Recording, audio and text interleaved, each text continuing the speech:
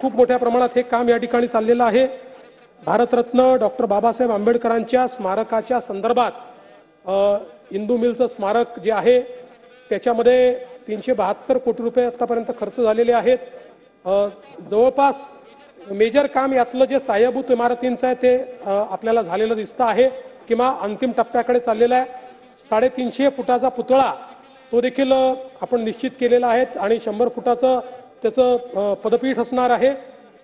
एकूण हा जो प्रकल्प आहे हा आता 1090 कोटी रुपयाचा आहे आणि आपला प्रयत्न आहे की पुतळ्याचं काम जर पूर्ण होऊ शकलं इतर सगळी कामं आपण 6 डिसेंबर 2025 पूर्वी करण्याचा प्रयत्न करतो। पण पुतळ्याचं काम पूर्ण होऊ शकेल का अजूनही त्याबद्दल थोडी शासंकता आहे। त्यामुळे ते काम पूर्ण झाल्यानंतर पण अतिशय चांगलं काम राम सुतार साहेब त्या ठिकाणी करतायत। त्यामुळे निश्चितपणे हे स्मारक देखील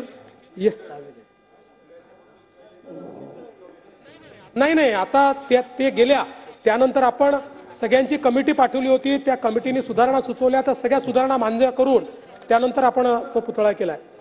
आता मुख्यमंत्री कार्य प्रशिक्षण योजना आता या योजनेच्या डिटेलमध्ये जात नाही, एवढंच सांगतो की आपण हा निर्णय घेतलेला आहे की पुढचे 5 महिने आपण त्यांना एक्सटेन्शन देणार आहोत आणि 11 महिन्याचा कालावधी त्यांचा पूर्ण करणार आहोत। पण मला सभागृहाच्या निदर्शनास एक गोष्ट आणून द्यायची आहे। आता नको प्रत्येक याच्यात एक गोष्ट मला या निमित्ताने लक्षात आणून द्यायची आहे की 11 महिन्यानंतर आपल्या सगळ्यांना हात जोडून विनंती आहे की आता पुन्हा कंटिन्यू करा, याकरता येऊ नये। कारण 11 महिन्यानंतर नवीन तेवढेच लोक, हे कार्य प्रशिक्षण योजना ही नोकरीची योजना नाही, अप्रेंटिस आहे, त्यांच्याकडे सरकारचं सर्टिफिकेट असेल तर त्यांना नोकरीत फायदा मिळेल म्हणून योजना आखलेली आहे। त्यामुळे 11 महिन्यानंतर नवीन तेवढेच लोक हे कार्य प्रशिक्षणात आपल्याला घ्यायचे आहेत।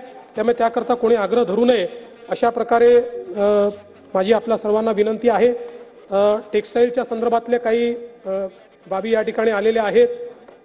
निश्चितपणे मी आता त्या सगळ्याच्यात जाणार नाही। रेशीम उद्योगाच्या संदर्भात, मिनी टेक्सटाईलच्या संदर्भात किंवा एक चांगली सूचना आली की टेक्सटाईलमध्ये आपण गारमेंटिंग जे आहे त्याच्यावर भर देत असताना आपण आता केवळ किती कोटीची गुंतवणूक आहे त्याच्यावर इन्सेंटिव्ह देतो, पण फिनिश प्रॉडक्टमध्ये किती लोकांना एम्प्लॉयमेंट दिली आहे याच्या आधारावर तुम्ही त्यांना मदत करा अशी एक सुमितजींनी चांगली सूचना मांडली आहे। निश्चित त्या योजनेचा आपण विचार करू। शेखर निकम यांनी कोकणात रेशीम बाजारपेठ हवी अशा प्रकारचं सांगितलेलं आहे, तर त्याचा देखील विचार जो आहे हा निश्चितपणे राज्य सरकारच्या माध्यमातून करण्यात येईल।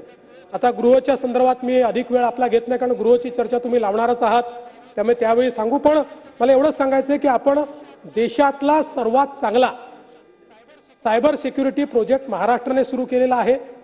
हा सर्वात आधुनिक प्रोजेक्ट आहे। आपला प्रोजेक्ट पाहण्याकरता 6 राज्यांचे लोक आणि 3 देशाचे लोक येऊन गेले। त्यातल्या 2 राज्यांनी आपल्याला विनंती केली आहे की आपण आमच्या राज्यात करू शकलात तर आम्ही द्यायला तयार आहोत। त्यामुळे आपण आपल्या सायबर सिक्युरिटी सेंटरला सायबर सिक्युरिटी कॉर्पोरेशनमध्ये परिवर्तित करतो आणि या कॉर्पोरेशनच्या माध्यमातून 2 राज्यांमध्ये आपण हे काम करतो। याच्यामध्ये आता आपल्याला केंद्र सरकारने 1945 हा नंबर दिलेला आहे। क्विक रिस्पॉन्स याच्यामध्ये आपण करू शकणार आहोत आणि मला असं वाटतं की येत्या काळामध्ये कारण आज आपल्यासमोर सगळ्यात मोठं आव्हान हे सायबर गुन्ह्यांचं आव्हान आहे, त्यामुळे ते आव्हान देखील आपण या ठिकाणी पूर्ण करू। सभागृहात अनेक सदस्यांनी कोल्हापूर येथे उच्च न्यायालयाचे फिरते खंडपीठ व्हावे अशा प्रकारचा एक मुद्दा मांडलेला आहे। या संदर्भात राज्य सरकारने यापूर्वीच आपला कॅबिनेटचा प्रस्ताव पाठवलेला आहे। आपण त्यांना विनंती केली आहे की पहिल्या टप्प्यात आपण कोल्हापूरला त्या ठिकाणी स्थापन करा आणि दुसऱ्या टप्प्यात आपण पुण्याला स्थापन करा अशी विनंती देखील आपण केलेली आहे। राज्य सरकार आपली विनंती पुन्हा एकदा त्या ठिकाणी माननीय उच्च न्यायालयाकडे उद्धृत करेल। माझी स्वतः माननीय उच्च न्यायालयाचे मुख्य न्यायमूर्ती यांच्याशी चर्चा झाली आहे आणि त्यांनी मला आश्वासित केलं आहे की जो काही त्यांची पद्धती आहे त्या पद्धतीला अनुरूप ते या संदर्भात जो काही उचित निर्णय आहे तो निर्णय करतील। त्यामुळे आपण अपेक्षा करूया की या ठिकाणी आपण जी त्यांना विनंती केली की पहिल्या टप्प्यात कोल्हापूरला आणि मग दुसऱ्या टप्प्यात पुण्याला अशा प्रकारचं हे खंडपीठ झालं पाहिजे, त्या संदर्भातला पाठपुरावा हे त्यामुळेच होण्याची शक्यता जरा वाढलेली आहे। यासोबत जलसंधारणाच्या बाबतीत देखील मोठ्या प्रमाणात गाळमुक्त धरण, गाळयुक्त शिवार ही योजना आपण सुरू केलेली आहे।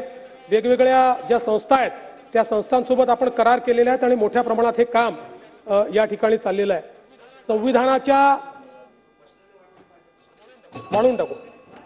संविधानाच्या अमृत महोत्सवाच्या निमित्ताने प्रत्येक घरी संविधान असा संदेश आपण पोहोचवण्याचा प्रयत्न या ठिकाणी करतो आहोत आणि